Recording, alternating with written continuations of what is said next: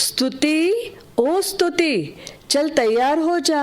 मालूम है ना, आज शिवरात्रि है, मंदिर में बहुत अच्छा प्रोग्राम होगा। कैसा प्रोग्राम माँ? अरे तू चल तो सही, वहाँ सब देख लेना। स्तुति और उसकी माँ मंदिर जाते हैं और वहाँ पर कार्यक्रम चल रहा है।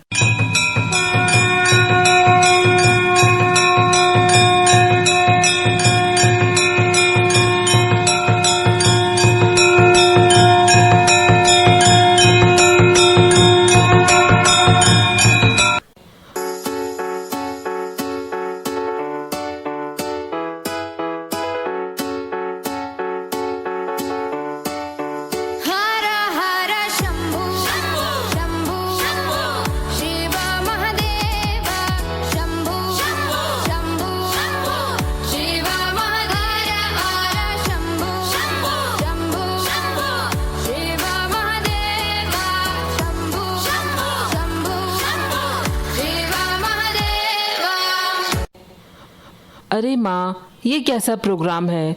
लोग कैसे वेश में हैं और कैसे अजीब अजीब डांस कर रहे हैं। अरे यह शिव भोलेनाथ के भूतों की बारात है, इसलिए ऐसा वेश बनाया है। और भूत तो ऐसा ही डांस करेंगे ना। और ये क्या पी रहे हैं? इसके बाद तो ऐसा लगता है कि इन्हें कुछ होश ही नहीं। तो क्या आज के दिन भी ये लोग नशा कर रहे हैं? अरे नशा नहीं, यह तो भोलेनाथ का प्रसाद है। आज प्रसाद में भांग पी जाती है। यह क्या कह रही हो माँ? ये तो खराब चीज़ है।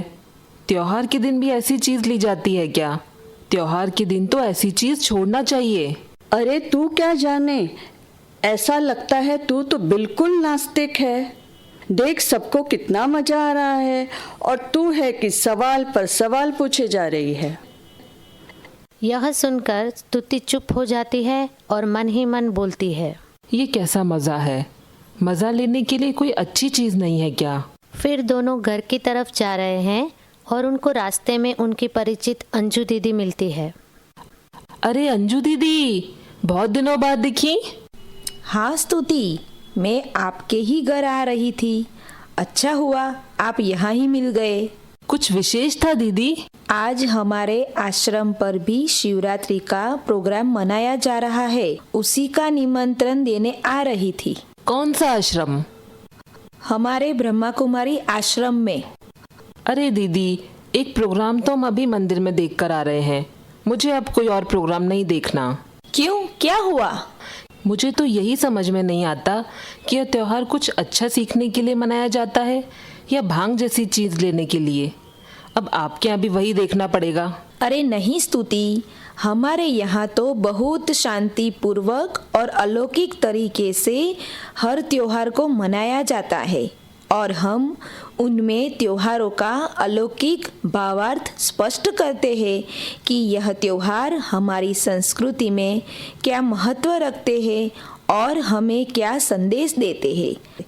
और तुम्हारा सोचना सही है कि भाग तो अच्छी चीज़ नहीं है, लेकिन आध्यात्मिक ज्ञान में हम इस रहस्य को ऐसे समझाते हैं कि भगवान कोई नशा करना नहीं सिखाते, बल्कि वह हमें ज्ञान की अनोखी मस्ती अर्थात ज्ञान का नशा चढ़ाते हैं, जिसमें हम सारे दुख और बुराइयों को भूलकर आनंद में झूमने लगते हैं।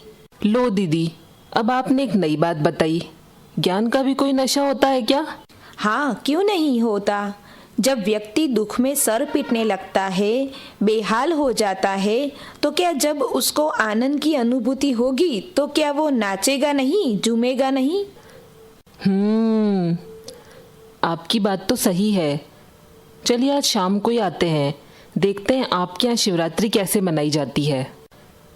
शाम को दोनों आश्रम पर पहुंचते हैं। शुरुआत एक नृत्य नाटिका से होती है।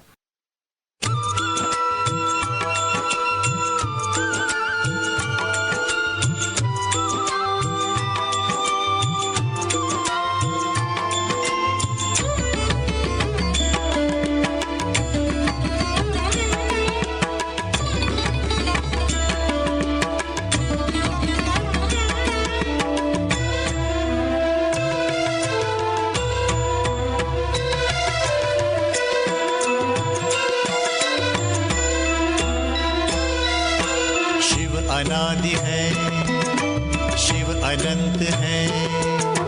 जीवन मधुबन, शिव बसंत है। मधुबन का स्वयं श्रृंगार करता,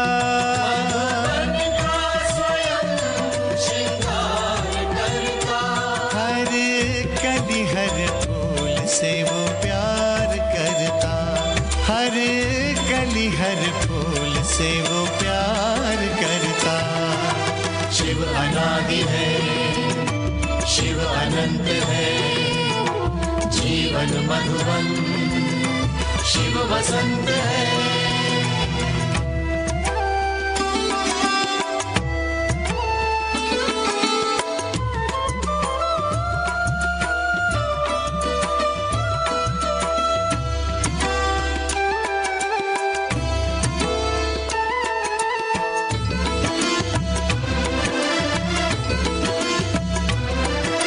शिव है सूर्य, हम सूर्य की किरणें, ज्ञान उजाला शिव से पाना है। सत्यम शिवम सुंदरम, यहाँ वहाँ हम कितना ही भटके, शिव ही अंततः सबका ठिकाना है। सत्यम शिवम शिव समुद्र है, हम सरिताएं, मधुर मिलन के स्वप्न सजाए। शिव सहज समर्पण स्वीकार करता,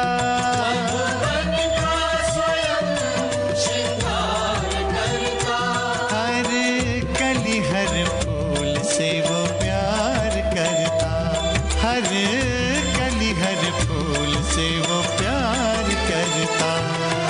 शिव अनादि है, शिव अनंत है। जीवन मधुबन, शिव बसंत है।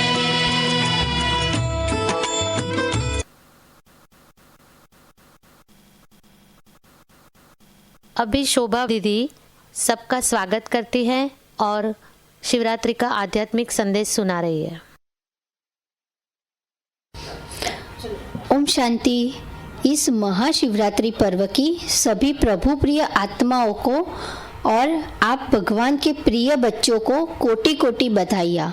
और शिव पिता के आपके अपने ही घर में आपका हार्दिक स्वागत है, अभिनंदन है, अभिनंदन है।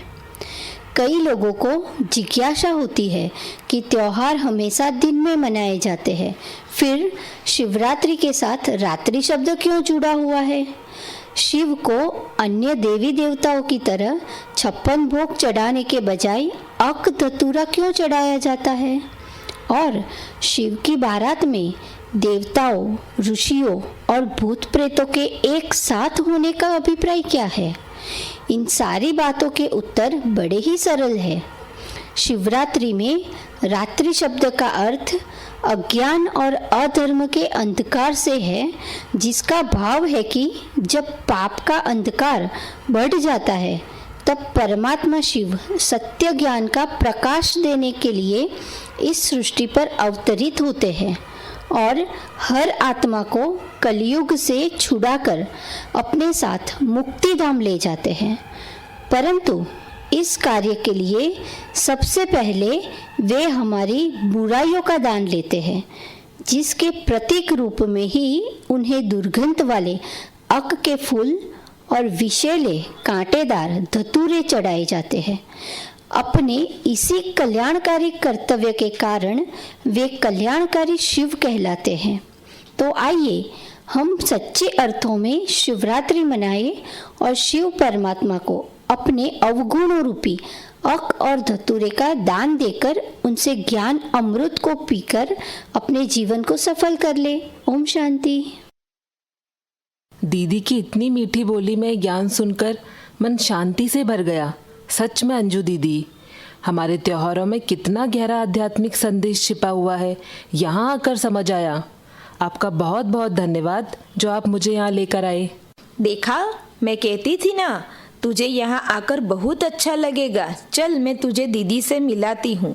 दीदी, यह स्तुति है और यह उनकी माता जी है, आपसे मिलने आए हैं। ओम शांति दीदी। ओम शांति दीदी। ओम शांति। कैसा लगा आपको यहाँ आकर? दीदी, यहाँ आकर और इतना स्पष्ट ज्ञान सुनकर हमें बहुत अच्छा लगा। लेकिन मेरे मन में अभी भी एक सवाल है, वो ये कि शिव जी की गोल पिंडी के रूप में पूजा क्यों की जाती है और उसे ज्योतिर्लिंग क्यों कहा जाता है, जबकि अन्य देवताओं का तो ऐसा कोई चिन्ह नहीं पूजा जाता। तो इस बात का क्या रहस्य है? इस बात का सरल अर्थ सिर्फ इतना सा है कि शिवलिंग कोई शंकर जी का प्रतीक नहीं है। वास्तव में शिव निराकार परमात्मा की निशानी है, जबकि शंकर जी एक देवात्मा है और दोनों अलग अलग है। दीदी, ऐसा कैसे हो सकता है? स्तुति, यह कोई आश्चर्य की बात नहीं, यह तो बड़ा ही सरल सत्य है कि शिव निराकार परमात्मा है, जिसका अर्थ है कल्याणकारी, अर्थात वह सृष्टि का कल्याण करते हैं। जबकि शंकर त्रिदेव ब्रह्मा विष्णु शंकर में से एक है और वह पतित सृष्टि का विनाश करते हैं। तो दोनों के कर्तव्य में अंतर हुआ ना। फिर शंकर जी स्वयं ही तपस्या कर रहे हैं, तो तपस्या तो ईश्वर की ही की जाती है, तो वह भी निराकार शिव परमात्मा को याद करते हैं। इसीलिए निराकार ईश्वर को नहीं समझ पाने की वजह से जो भी देवी देवता जिन्हें ज़्यादा प्रिय लगता है वे उसे ईश्वर मानने लगते हैं। तो उसी प्रकार ज्योति बिंदु शिव को नहीं पहचानने के कारण शंकर जी में शिव के समान गुण देखकर लोगों ने भूल से दोनों को एक मान लिया। बस इतनी सी बात है। ओहो, यह तो बड़ा ही अनोखा रहस्य है। दीदी, मुझे तो ये ज्ञान की बातें बहुत रोचक लग रही हैं। क्या मैं ये ज्ञान यहाँ आगे भी सुन सकती हूँ? हाँ दीदी, मुझे भी यह बातें बहुत अच्छी लगी और जैसे कि हम अंधेरे से उजाले में आ गए। मैं भी यह ज्ञान सुनना चाहती हूँ। क्यों नहीं? इन सेवाओं के लिए तो संस्था दिन रात मेहनत करती है। सभी को राजयोग सिखाकर शिव परमात्मा से संबंध जोड़ना ही हमारा उद्देश्य है। आप लोग जरूर यहाँ आए और राजयोग सीखें। बहुत बहुत धन्यवाद दीदी, हम जरूर आएंगे और जरूर राजयोग सीखेंगे। हमारी ये शिवरात्रि हमेशा यादगार रहेगी। शिव बाबा आपको सदा आगे बढ़ाए। आप परमात्मा की शिक्षाओं पर चलकर सदा सफल हो। ओम शांति।